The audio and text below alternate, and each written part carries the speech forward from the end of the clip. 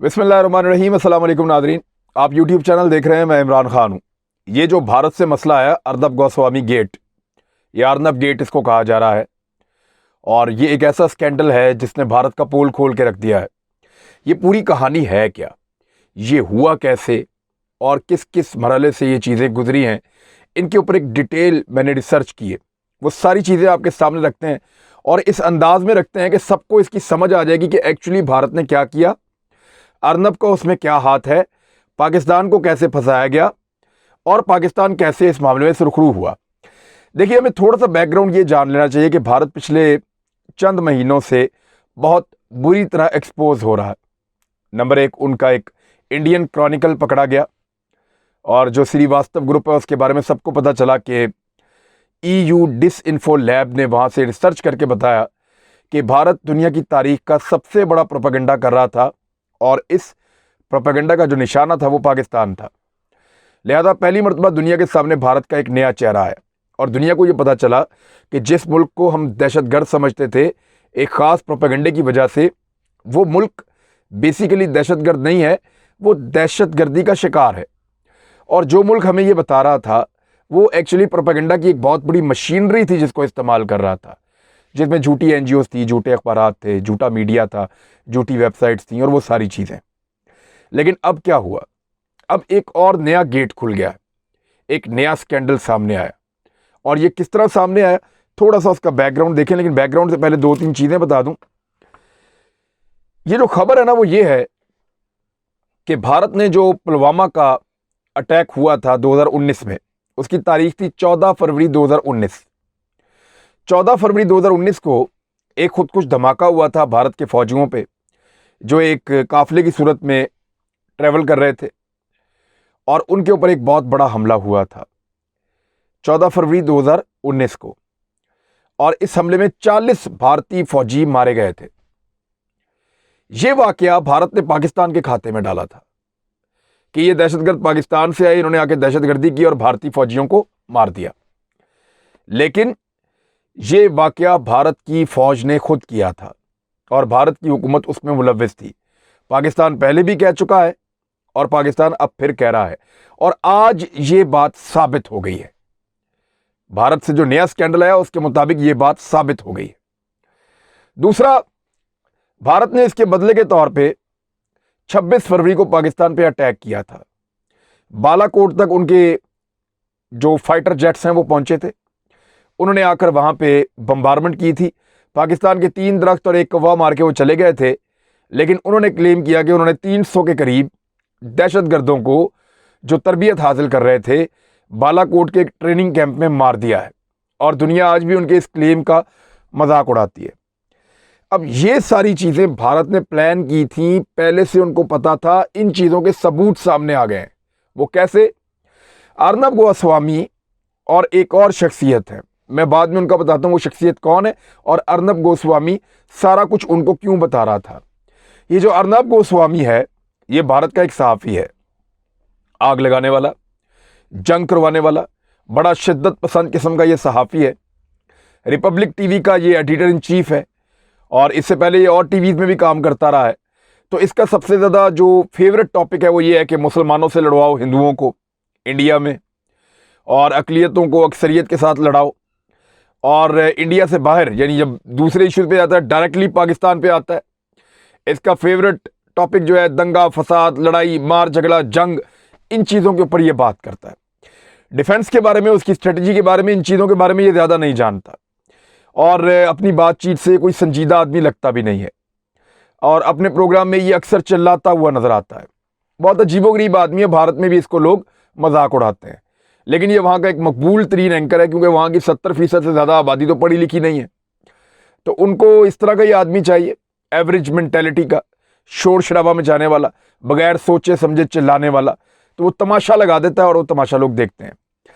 इस सहाफ़ी की एक चैट जो व्हाट्सएप के ऊपर हुई है वो लीक हो गई है और एक और शख्स के साथ ये बातें कर रहा था और उन बातों में उसने ये सारे एतराफ़ात किए हैं। ये मैं आपको बताऊंगा इसने क्या क्या बात उससे की है। अब ज़रा आप आ जाएं कि ये इशू क्या था, ये दूसरा बंदा कौन था।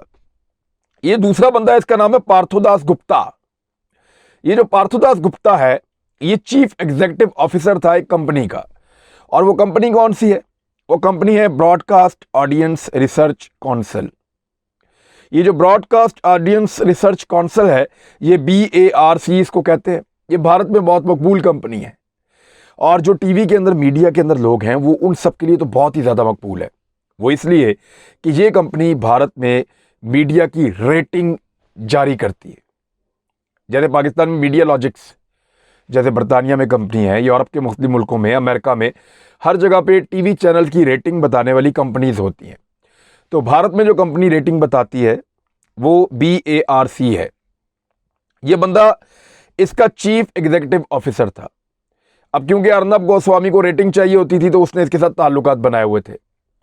भारत में गुज़िश्ता साल एक स्कैंडल उठा और उस स्कैंडल में ये कहा गया कि ये जो रिपब्लिक टीवी है, जिसका हेड और जिसका बानी जो है वो अर्नब गोस्वामी है, ये टीवी ऐसे रेटिंग ले नहीं सकता, कोई 2 नंबरी हो रही है। और भी कुछ टीवी चैनल्स 2 नंबरी से रेटिंग ले रहे हैं। तो भारत में इसके ऊपर एक केस किया गया और मुंबई पुलिस ने उसकी इंक्वायरी शुरू की। जो कमिश्नर मुंबई पुलिस है उसके मुताबिक उन्होंने अब तक 13 बंदे गिरफ्तार किए हैं। 13 बंदे गिरफ्तार किए। कुछ की जमानत होगी, कुछ अभी भी गिरफ्तार हैं।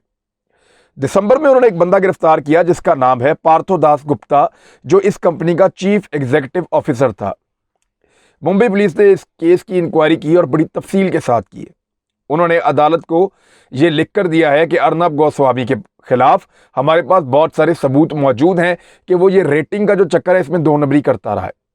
रेटिंग में 2 नंबरी क्या होती थी ये बता देते थे ये जो कंपनी वाले हैं ना, BARC, ये बता देते थे अर्नब गोस्वामी को कि हमने अपने ट्रांसमीटर्स, यानी ऐसा नहीं हो सकता कि पूरे भारत की अगर 1.5 अरब की आबादी है तो 1.5 अरब का सारे टीवी चैनल के साथ ट्रांसमीटर लग जाएं, जाके मीटर्स लग जाएं, छोटे छोटे सिस्टम होते हैं वो जाके लग जाएं। ऐसा नहीं होता। होता यह है कि किसी किसी टीवी के साथ वो लगाते हैं, कहीं एक शहर में 50 लगा दिए, दूसरे शहर में 40 लगा दिए, तीसरे शहर में 200 लगा दिए। इस तरह वो ये जो मीटर्स हैं ये लगाते हैं टीवी चैनल्स के साथ और इसको खुफिया रखते हैं, टीवी चैनल्स वालों को नहीं बताते। तो वो घर वाले जोन सा भी टीवी देख रहे होते हैं, उसकी फिर रेटिंग आती है। तो बहुत थोड़े से लोग होते हैं जिनकी बुनियाद पे फैसला होता है कौन सा टीवी मकबूल है और कौन सा गैर मकबूल है। अब ये करता क्या था पार्थोदास गुप्ता, ये अर्नब गोस्वामी को ये बता देता था कि फलां फलां इलाकों में, फलां फलां घरों में हमने उनके टीवी के साथ मीटर लगाए हुए हैं। अर्नब गोस्वामी अपने बंदों के जरिए से उन घर वालों से रब्ता करके उनको तहाइफ, उनको चीज़ें, उनको गिफ्ट ये देता था और उनको ये कहता था कि आप हमारे प्रोग्राम्स को अपने टीवी पे लगा के रखें, चाहे आप उनको देखें चाहे आप उनको ना देखें। आप दूसरा टीवी लगा लें अगर आपने बहुत कुछ देखना है तो, ये हम LCD आपको दे रहे हैं, इसके ऊपर आपने सिर्फ रिपब्लिक टीवी लगा के रखना है। तो इस तरीके से उनकी रेटिंग ज़्यादा आती थी और वो पहले नंबर पे आ गए। अब ये इंक्वायरी जब भारत में शुरू हुई तो 13 बंदे गिरफ्तार हुए, उनमें ये पार्थोदास गुप्ता भी गिरफ्तार हो गया। ये जो चीफ एग्जीक्यूटिव ऑफिसर है कि 2 नंबर रेटिंग का जो चक्कर चल रहा था, जिसमें कुछ टीवी चैनल्स को ऊपर लाया जा रहा था, कुछ को दबाया जा रहा था और पैसे लेकर 2 नंबर तरीके से रेटिंग दी जा रही थी या ताल्लुकात की बिना पे, सिफारिश की बिना पे रेटिंग दी जा रही थी, वो सारा नेक्सस पकड़ने के लिए पुलिस ने इंक्वायरी की और ये जो पार्थोदास गुप्ता ही गिरफ्तार हो गए। इसका मोबाइल फोन जब पुलिस ने लिया तो उसको डीकोड किया। अगर आप डिलीट भी कर लें तो डाटा मौजूद रहता है। उन्होंने डाटा रिकवर किया और जब डाटा रिकवर किया तो उसके मोबाइल फ़ोन में से बहुत सारा ऐसा रिकॉर्ड निकला जिसने सबको हैरान करके रख दिया। पुलिस ने इस सारे केस के अंदर, ये जो रेटिंग वाला केस है भारत में, BARC की रेटिंग वाला केस, इंडियन टीवी चैनल्स की रेटिंग वाला केस, इसमें पुलिस ने अब तक कोई 3400 सफ़हात पर मुश्तमिल एक रिपोर्ट बनाई है। और पुलिस के मुताबिक, जो मुंबई पुलिस चीफ है, कमिश्नर है, उसके मुताबिक 2016 से अब तक 4 साल में, 5 साल में रेटिंग के साथ बहुत ज़्यादा बेईमानी और 2 नंबरी हुई है। और ये आपको पता है नरेंद्र मोदी का दौरा तो इसमें तो बहुत ज़्यादा हुई है और नरेंद्र मोदी ने अपनी ताकत को इस्तेमाल किया, अपने फेवरेट लोगों को ज़्यादा रेटिंग दिलवाई। तो ये जो टीवी चैनल पे झूठी रेटिंग की तहकीकात हुई, इसमें पार्थोदास गुप्ता के मोबाइल को जब उन्होंने डीकोड किया और उसका पुराना डाटा रिकवर किया तो उसकी व्हाट्सएप के अंदर 1000 सफ़हात के स्क्रीनशॉट्स निकले। 1000 पेजेस का एक रिकॉर्ड निकला जो उसकी बातचीत हुई थी अर्नब गोस्वामी के साथ, और वो जो है वो अब लीक कर दी गई है। यानी उसके मोबाइल फोन से वो रिकवर किया गया, रिकवर करके उसको लीक कर दिया गया। अब वो पूरे भारत के मीडिया में चल रहा है और भारत का मीडिया शोर मचा रहा है कि अर्नब गोस्वामी तो इनके साथ मिला हुआ था, रोजाना कई कई मरतबा बात करता था, ये उसको बताते थे कहां पे मीटर लगाओ, कहां पे अपनी रेटिंग बढ़ाने के लिए क्या करो, किस जगह पे क्या करना है, किस तरीके से आपने करना है, ये सारा कुछ बताते थे। फिर अर्नब गोस्वामी को 2 नंबर काम करने का कहते थे, वो करता था इनके लिए। फिर अर्नब गोस्वामी इनको रेटिंग के लिए कहता था, ये इनको करते थे। वो हुकूमत के लिए, क्योंकि अर्नब गोस्वामी के नरेंद्र मोदी से अच्छे ताल्लुकात हैं। इन मैसेजेस में उसने कई दफा कहा कि मेरी फलां दिन में मोदी साहब से मुलाकात है, बिग मैन से मेरी फलां दिन में मुलाकात है, तो मेरी उससे मुलाकात होने जा रही, मैं आपका ये काम करवा दूंगा, ये काम करवा दूंगा। तो रिश्वत, सिफारिश, ट्रांसफर, बेईमानी, करप्शन, ये सारा कुछ चल रहा था। ये है मकरू चेहरा भारत के मीडिया का, जिसको हम गोदी मीडिया भी कहते हैं, इसीलिए कहते हैं उसको गोदी मीडिया। अब ये पाकिस्तान के हवाले से, पुलवामा के हवाले से, बालाकोट के हवाले से उस चैट में क्या था, इसमें हमारी दिलचस्पी होनी चाहिए और मैं आपको बताता हूं। इसने एक पैगाम भेजा उसको 23 फरवरी 2019 को। पुलवामा को हुए अभी तकरीबन 1 हफ्ता और 1 दिन गुजर चुका था। 14 फरवरी को पुलवामा हुआ था। 23 फरवरी को अर्नब गोस्वामी की बातचीत हो रही है पार्थोदास गुप्ता के साथ, जो रेटिंग वाली कंपनी का CEO है, उसके साथ बातचीत हो रही है। और उसमें अर्नब गोस्वामी उसको कह रहा है, one another note, something big will happen, कुछ बहुत बड़ा होने जा रहा है। एक और बात मैं आपको बताऊं, कुछ बहुत बड़ा होने जा रहा है। तो इस पे पार्थोदास गुप्ता ने सवाल किया, दाऊद, क्या दाऊद इब्राहिम के बारे में होने जा रहा है? क्योंकि दाऊद इब्राहिम जो है वो बहुत बड़ा भारत का डॉन है और उसके बारे में वो बड़े खबरों के अंदर बड़ा वो इन भी रहता है, तो वो समझे कि दाऊद इब्राहिम। तो इसने आगे से जवाब दिया अर्नब गोस्वामी में, नो सर, पाकिस्तान नहीं जनाब, पाकिस्तान के बारे में होने जा रहा है, दाऊद इब्राहिम के बारे में होने नहीं जा रहा। Something major will be done this time, इस मरतबा कुछ बहुत बड़ा किया जाएगा। पार्थोदास गुप्ता पूछता है, पार्थोदास गुप्ता ये पूछता है कि it's good for big man in this season, कि इस सीजन में बिग मैन यानी मोदी के लिए ये बहुत अच्छा हो जाएगा, गुड है, बहुत अच्छा है।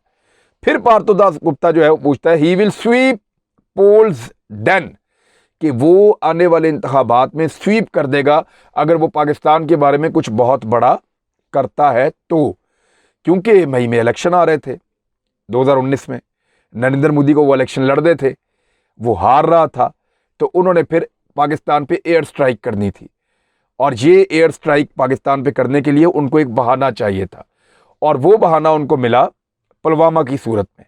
और पुलवामा में उन्होंने अपने 40 जवानों को मारा, और उसके बाद प्लानिंग के मुताबिक 10-12 दिन गुजरने के बाद 26 फरवरी को पाकिस्तान के अंदर एयर स्ट्राइक कर दी, अपने जेट तैयारे भिजवा के नाकाम एयर स्ट्राइक कर दी, जिससे मोदी को मकबूलियत मिली और वो इलेक्शन जीतने के काबिल हुआ भारत में।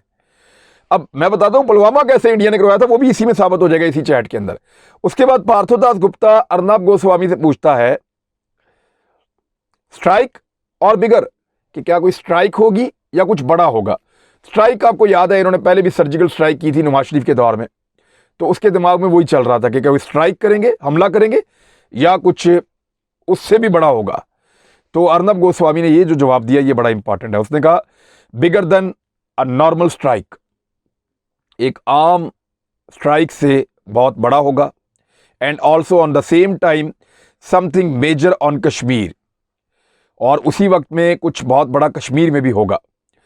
On Pakistan the government is confident of striking in a way that people will be elated. उन्होंने कहा, और पाकिस्तान के हवाले से हुकूमत बड़ी पूरा एतमाद है कि वो इस अंदाज में एक स्ट्राइक करेगी, एक हमला करेगी कि लोग खुश हो जाएंगे।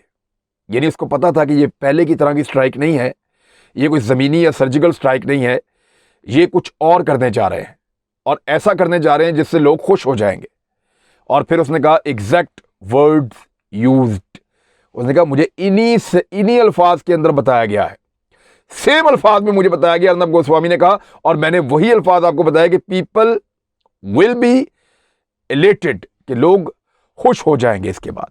अब ये चैट है जो बाहर निकली है, और इसके अंदर बाकायदा पता चलता है कि 3 दिन पहले अर्नब गोस्वामी को पता था कि भारत कुछ करने जा रहा है, कुछ बड़ा करने जा रहा है, एयर स्ट्राइक करने जा रहा है और पाकिस्तान के ऊपर अटैक करेगा।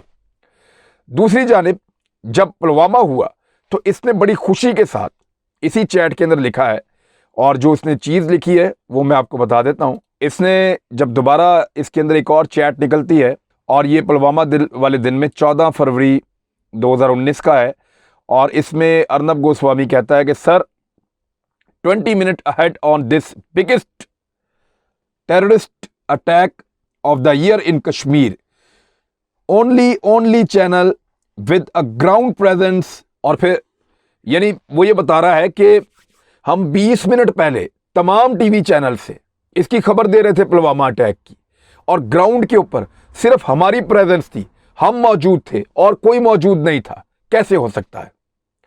यानी सारे टीवी चैनल से पहले अर्नब गोस्वामी की टीम वहां कैसे मौजूद थी, और वो ग्राउंड के ऊपर सबसे पहले कैसे थे? वो 20 मिनट पहले सारा कुछ कैसे बता रहे थे? ये इलेक्ट्रॉनिक मीडिया का दौर है, हर जगह पे इलेक्ट्रॉनिक मीडिया के लोग मौजूद हैं। यहां तो मिनटों का फर्क नहीं होता, सेकंड्स का फर्क होता है। मैं काम करता रहूं बतौर रिपोर्टर, 15 सेकंड 25 सेकंड, ज्यादा से ज्यादा 2 मिनट का फर्क होता है। 20 मिनट तक अर्नब गोस्वामी अकेला क्यों रहा? द रीजन वाज कि उसको पहले से पता था कि पुलवामा होने जा रहा है, उसको पहले से पता था कि ये बड़ा अटैक होने जा रहा है। और उसकी खुशी की आप हालत चेक करें कि उसने कहा कि this attack we have won like crazy, कि हमने जीता है जैसे क्रेजी, और वो खुशी मना रहा है अपने 40 जवानों की हलाकत की। ये है वो अर्नब गोस्वामी जिसको भारतीय रोजाना रात को बैठ के सुनते हैं। वो अपने फौजियों का खून बेचकर रात को अपनी रेटिंग के लिए बड़ी खुशी मना रहा था और अपनी सेलिब्रेशन कर रहा था अपने दोस्त के साथ इस चैट के अंदर। इस तरह की और भी बहुत सारी चैट्स मौजूद हैं, लेकिन ये चैट्स भारत को एक मरतबा फिर बेनकाब कर रही हैं, एक मरतबा फिर उनका पोल खोल रही हैं कि जनाब भारत वैसा नहीं है जैसा कहता है। ये पहले अपने ऊपर झूठी मूठी का अटैक करते हैं, उसके बाद एक बहाना बनाते हैं और फिर पाकिस्तान के ऊपर हमला करते हैं।